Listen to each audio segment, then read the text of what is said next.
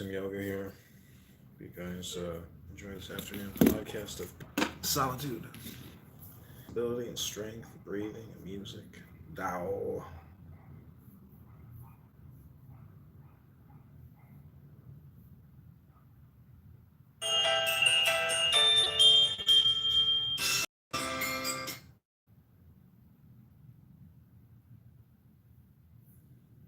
Bigoted adherents.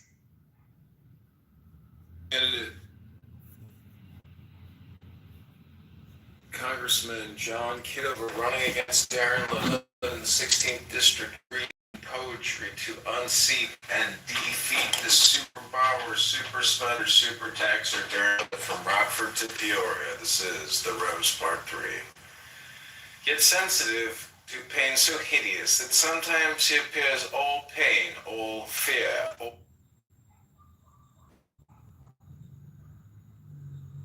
all hate. So slavish yet so fierce a king, a tyrant to himself, insidious, cunning as some sordid sorceress, capable of action or control, yet a black gulf to drown so strong a soul. He lay close curled within my rose's heart. There is no blame, yet what avails all art? See, a real bank beneath the blow of her breath. She comes smiling to me, that disgust changes her drunken lust into a shriek of hate.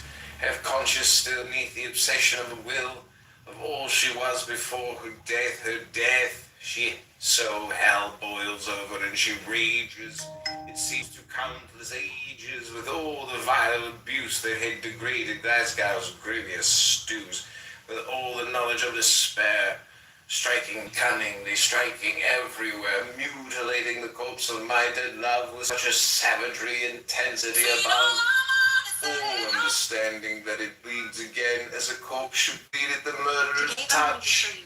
Then not content, she must needs much. All my best purifying pain, turning all life to a thing foul and vain. Nothing you'll Can't imagine the man who asks me for my tip. if you aren't afraid of dying. There's nothing you can't achieve. Trying to control the future is like trying to take the master carpenter's place. When you handle master carpenter's tools, chances are that you'll cut your hand. Okay, cool. 75. When taxes are too high, people go hungry. When the government is too intrusive, people lose their spirit. Act for the people's benefit. Trust them. Leave them alone. 76. Men are born soft and supple. Dead, they are stiff and hard. Plants are born tender and pliant. Dead, they are brittle and dry. Thus, whoever is stiff and inflexible is a disciple of death. Whoever is soft and yielding is a disciple of life. The hard and stiff will be broken. The soft and supple will prevail. 77. As it acts in the world, the Tao is like the bending of a bow. The top is bent downward. The bottom is bent up. It adjusts excess and deficiency so that there is perfect balance. It takes from what is too much and gives to what isn't enough. those who try to control, who use force to their power, go against the direction of the Tao. They take from those who don't have enough and give to those who have far too much. The master can keep giving because there is no end to her wealth. She acts without expectation, succeeds without taking credit, and doesn't think that she is better than anyone else. 78. Nothing in the world is as soft and yielding as water. Yet for dissolving the hard and inflexible, This is 3 minutes nothing ago. can surpass it. This is 3 minutes ago with Canada John. This is a hip rotation. The gentle overcomes the rigid. Everyone knows this is true, but few can put it into practice. Therefore, the master remains serene in the midst of sorrow. Evil cannot enter his heart, because he has given up helping. He is people's greatest help. True words seem paradoxical. 79. Failure is an opportunity. If you blame someone else, there is no end to the blame. Therefore, the master fulfills her own obligations and corrects her own mistakes. She does what she needs to do and demands nothing of others. 80. If a country is governed wisely, its inhabitants will be content. They enjoy the labor of their hands and don't waste time inventing labor-saving machines. Since they dearly love their homes, they aren't interested in travel. There may be a few wagons and boats, but these don't go anywhere. There may be an arsenal of weapons, but nobody ever uses them. People enjoy their food, take pleasure in being with their families, spend weekends working in their gardens, delight in the doings of the neighborhood.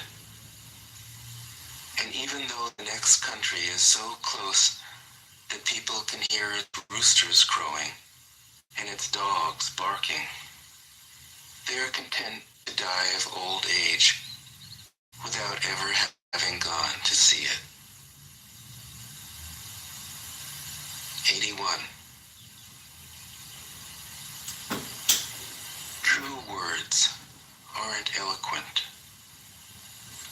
Eloquent words aren't true. Wise men don't need to prove their point. Men who need to prove their point aren't wise. The master has no possessions. The more he does for others, the happier he is. The more he gives to others, the wealthier he is. The Tao nourishes by not forcing, by not dominating. The master leads.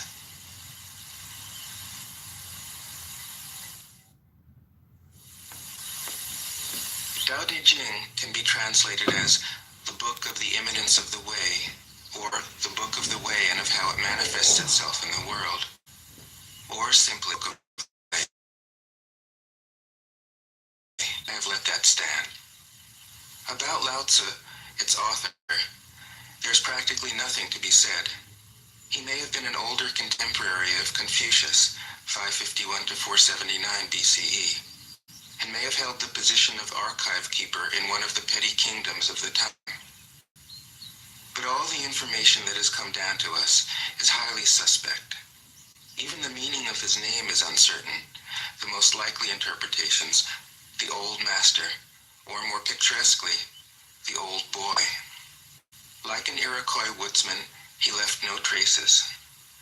All he left us is his book, the classic manual on the art of living, written in a style of gem-like lucidity, radiant with humor and grace, and large-heartedness and deep wisdom, one of the wonders of the world. People usually think of Lao Tzu as a hermit, a dropout from society, dwelling serenely in some mountain hut, unvisited except perhaps by the occasional traveler arriving from a 60s joke to ask, what is the meaning of life?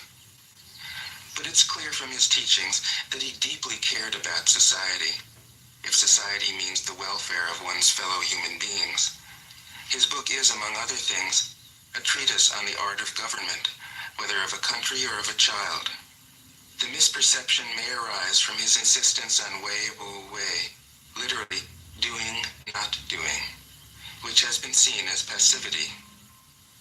Nothing could be further from the truth. A good athlete can enter a state of body awareness in which the right stroke or the right movement happens by itself, effortlessly, without any interference of the conscious will. This is a paradigm for non-action, the purest and most effective form of action. The game plays the game. The poem writes the poem. We can't tell the dancer from the dance. Less and less do you need to force things, until finally you arrive at non-action. When nothing is done, nothing is left undone. Nothing is done because the doer has wholeheartedly vanished into the deed. The fuel has been completely transformed into flame. This nothing is in fact everything. It happens when we trust the intelligence of the universe in the same way that an athlete or a dancer trusts the superior intelligence of the body. Hence Lao Tzu's emphasis on softness. Softness means the opposite of rigidity and is synonymous with suppleness, adaptability, endurance. Anyone who has seen a Tai Chi or Aikido master doing not doing will know how powerful this softness is. Lao Tzu's central figure is a man or woman whose life is in perfect harmony with the way things are. This is not an idea, it is a reality.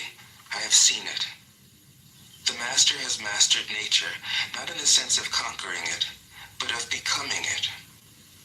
In surrendering to the Tao, in giving up all concepts, judgments, and desires, her mind has grown naturally compassionate.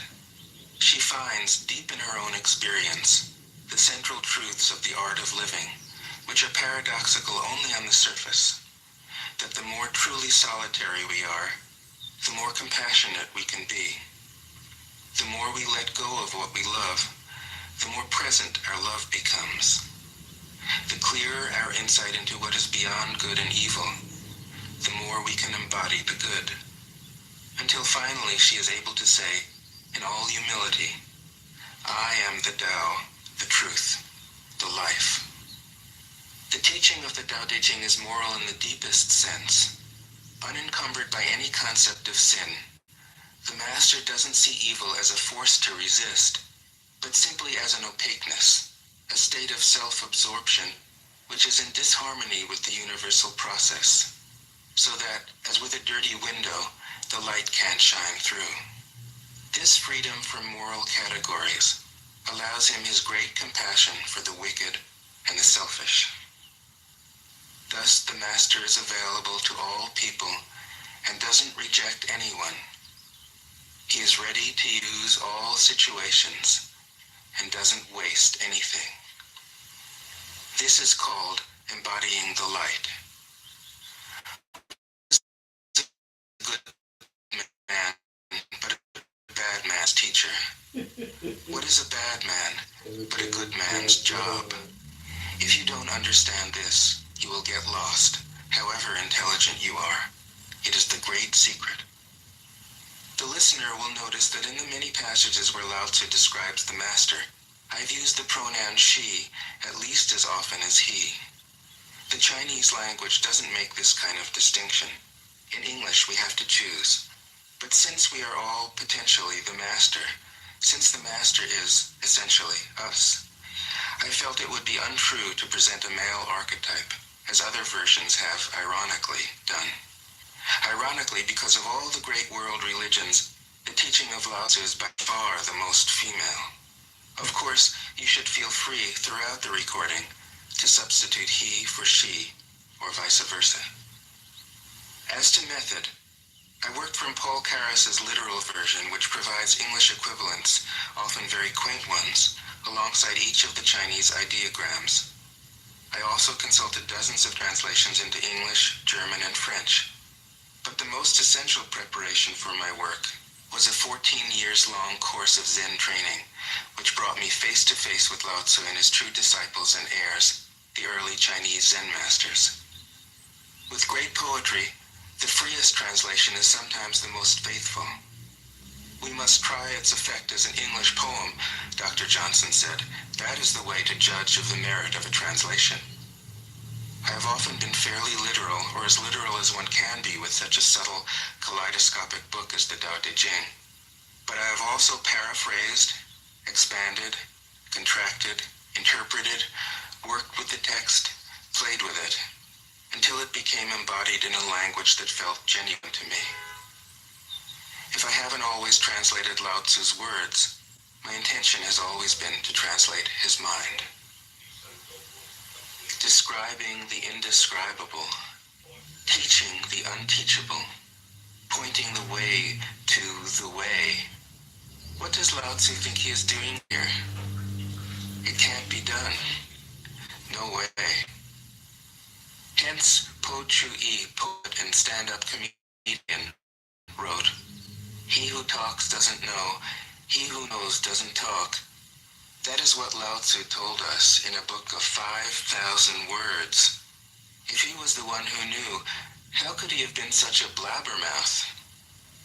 That's the problem with spiritual teachers. They have to be blabbermouths. But their words are, in the traditional Buddhist metaphor, fingers pointing at the moon. If you watch the finger, you can't see the moon. How meticulous the great masters had to be. A monk asked Matsu, "Why do you teach mind is Buddha?" Matsu said, "To stop a baby from crying." The monk said, "When the crying has stopped, what then?" Matsu said, "Then I teach, not mind, not Buddha." The monk said, "How about someone who isn't attached to either?" Matsu said, "I would tell him, not beings." The monk said, "And what if you met a man unattached to all things? What would you tell him?" Matsu said, "I would just let him experience the great Tao." In fact, the truth is right before our eyes, right under our noses. So simple that every child understands it. And yet, as Bankei said, the farther you enter into it, the deeper it is. Where is the way to the way? What a question. Still, for complicated minds, drastic measures are needed. Lao Tzu's book was written as a response, out of grandmotherly kindness. According to the oldest biography, Lao Tzu lived for a long time in the country of Chu, but seeing its decline, he departed. When he reached the frontier, the guard said, "Since you are going away, sir, could you write a book to teach me the art of